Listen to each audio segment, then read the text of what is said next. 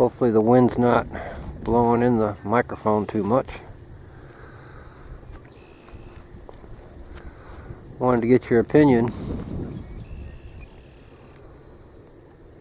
about, well, if you've been following anything, there's so many videos about this Planet X and Nibiru and pole shift, aliens. I mean, there's just so much stuff. A lot of conspiracy theories and that kind of thing. I've been researching the past few months. I guess the pole shift, nobody's denying that. I guess it's happening now. Most are saying that our planet is tilting 20 some degrees. So the North and South Pole are moving. I did hear where a couple experts, I guess they are, was saying that it's going to be a pole flip. Now, if you've been following the volcanic eruptions all last year, there was 14 to 27 volcanic eruptions every week in the year 2017. Compared to normally, you might have 30 eruptions all year. That says a lot. And earthquakes. I think Mexico City had like 13,000 or better. Don't quote me, but I mean it was in the thousands. Just earthquakes. Small and large. I've been seeing a lot of news footage of all these earthquakes and the devastation and freak weather. It's just unbelievable how bad. A lot of people have died. I don't even remember the number, but yeah, there was a lot of them.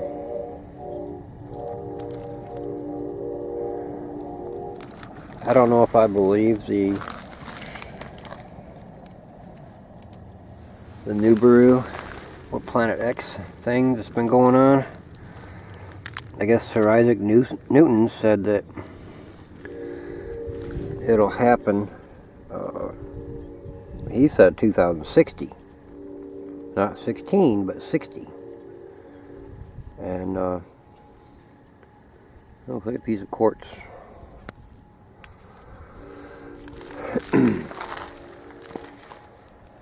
But it's a scary thought. Big old planet gonna go right by us, real close, and because of it, it's causing the pole shift, causing the earthquakes and the volcanic eruptions. I mean, if that is true of a planet coming that close, and I guess it does it every 3,600 years throughout history, there is recorded documentation or whatever stating that. So I don't know what to think. Yeah. So I don't know if it's true or not. I mean, I've seen a lot of stuff saying, oh, it's going to happen today, it's going to happen tomorrow. But then one expert said it'll be the summer of 2018, which we're in 2018 right now. Another one said between 2016 and 2020. Either way, that's scary. I mean, most of the human race is going to perish. Russia supposedly hollowed out a mountain, and it can house 500,000 of its people. China built a whole nother city, and the only people there are the groundskeepers, the caretakers. They're maintaining everything. They're ready. let's see, Norway told their people, so they know about it. The U.S., supposedly the rich elite people and certain government and military officials, they are, I saw a map of the United States and they showed where all the tunnels are. One of the engineers came forward and openly spoke about it. Of course, they found him 6 weeks or 6 months after he come forward. They found him dead with a piano wire around his neck in his home. Our military or our government or the elite, whoever, whatever, does not want the United States people to know what's going to happen. Reason being,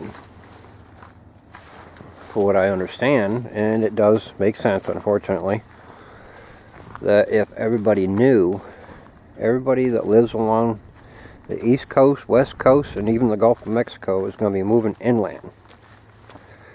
And there's going to be so many people in those interstates, and they keep talking about Missouri and Ohio. I don't know why, but anyway. That you can't house them. There won't be enough food. People will be dying of starvation. People will be killing each other for a can of beans. I mean, come on. So, yeah, I mean, you're better off not telling them, I guess, in order for some more people to survive, if that makes sense. I don't know. I can see what they're trying to say, but at the same time, you know, you would think that the right thing to do would be to tell everybody. Now, I told some people about it. Most of them think it's a bunch of hogwash, and who knows, maybe it is. I hope it is. But like my mom, for instance, you know, she's a devout Christian. She's Baptist.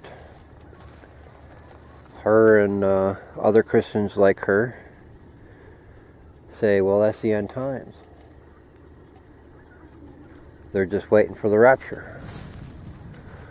So they're not going to prepare. They're not going to stock up on food or anything like that. They're just going to wait for it to happen.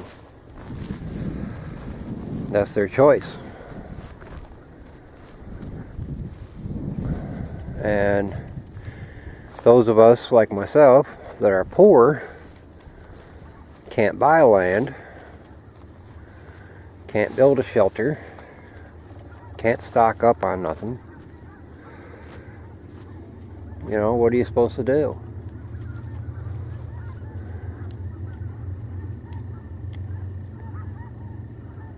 I guess all you can do is head for high ground and hope the landowner don't shoot you.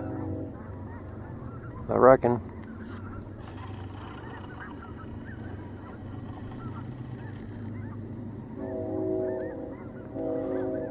Not showing in the camera. It's all blurred.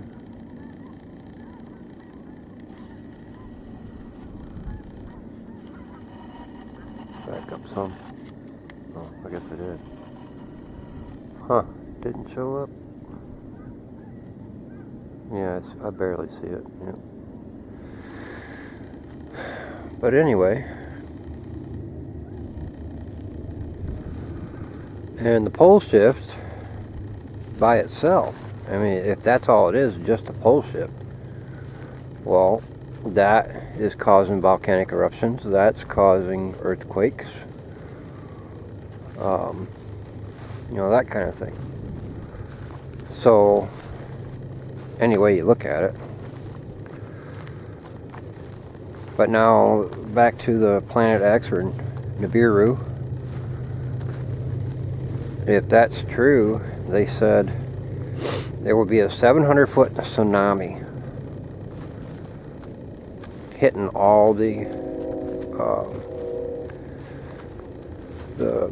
east, west, all the seaboards. I mean, it's coming off the ocean in all directions, 700 foot tall.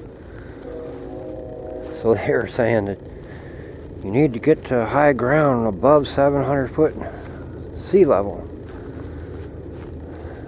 And I guess from one guy named John Moore, you can look him up, he was saying that, let me set you down here.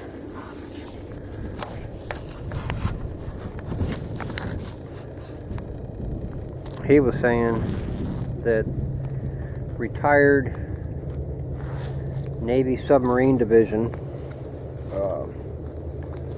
officers are buying land in the Missouri, Arkansas, Ozarks and preparing and retiring out there. It's the only place they say you'll have fresh water. The Appalachian Mountains, there won't be any fresh water because it'll be polluted with salt water. I tend to disagree because there's a lot of springs that come out of there. Plus it's more populated. You don't want to be around anywhere near a big city or anything like that. Well, sure, the big cities, you know, some might venture out looking for food elsewhere. But then you got the people that live out in the country. They're going to be out there too. So it really doesn't matter. And if Nibiru is in fact coming, they say that if you look at the planet, which I've seen the images,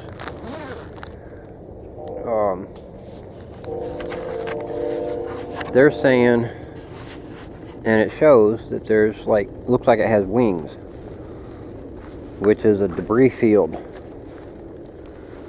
that's trailing behind it on both sides. Well, they're saying it's there's 70-pound meteorites that's going to be showering down on us. So if you have a shelter above ground, you're not safe. They said that you need to be at least 40 feet below ground. Then you got all the nuclear plants. You know, of course, they're going to go out of commission, and who knows what all that's going to pertain to.